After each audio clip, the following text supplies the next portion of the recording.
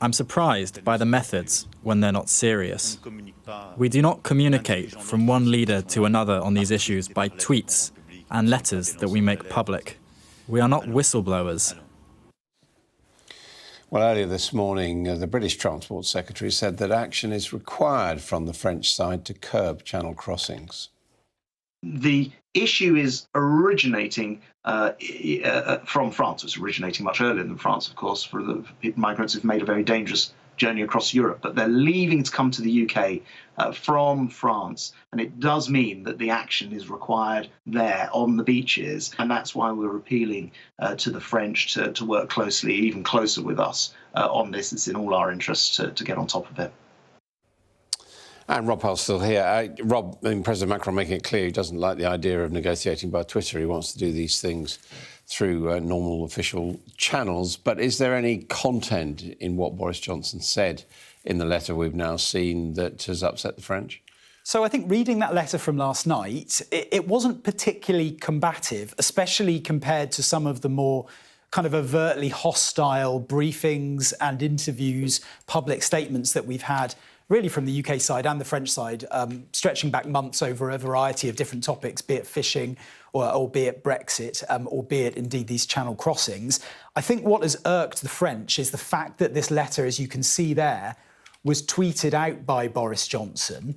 And I think what we heard from President Macron there was his thought that this was essentially the Prime Minister maybe trying to add pressure on to the French government to do something about this. I mean, it does say, doesn't it, that it thinks the French should take back people who come to this country from France, and sort of implies that it's a French problem rather than a British one. I think that was clear from what Grant Shapps was saying there as well. It very much does suggest that the route, the way to solve this issue is on the French side, and two of the main suggestions Boris Johnson has are already things that the French government has essentially said no to, in terms of putting British border force officers on the French coast to patrol with French officers. That's already been rejected by the French. And also this idea of a returns agreement whereby people that have made it to the UK coast can be sent back to France. You can see why, with an election looming, that would be politically unpalatable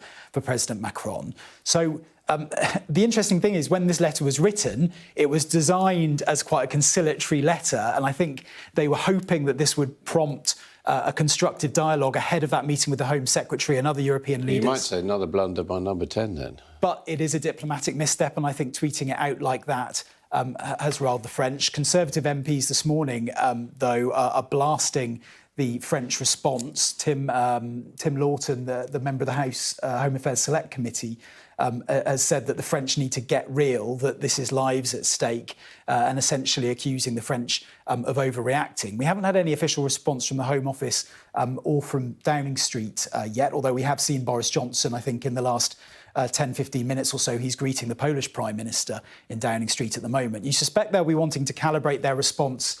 There he is, Boris Johnson there, meeting the Polish PM.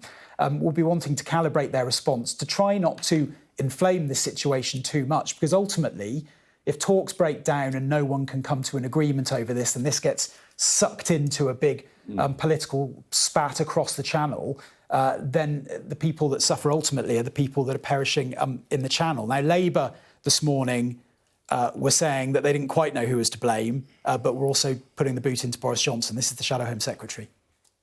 I'm not close enough to the talks between the Prime Minister and the French President to know precisely who's being reasonable, who's being unreasonable. But I think we can safely say that sending that public letter has that judgment from the Prime Minister that would help in getting this deal clearly has proved to be in error. But this isn't the first time that the government has failed. And interestingly, of course, the point to bear in mind is actually putting to sea from the shore, however dangerous, is not actually illegal. And I think when you speak to people in government as well, they acknowledge that it's very, very hard, actually, for French officials, for French officers to stop all migrant boats going into the sea, just because of the nature of the French coastline, how long it is. There are lots of hills and dunes that can be that they can hide boats in. So I think that there is an appreciation on both sides that there needs to be something else to break up this trade and something to disincentivise people coming across. But I think the problem is no one's quite sure yet what that is or what's practical.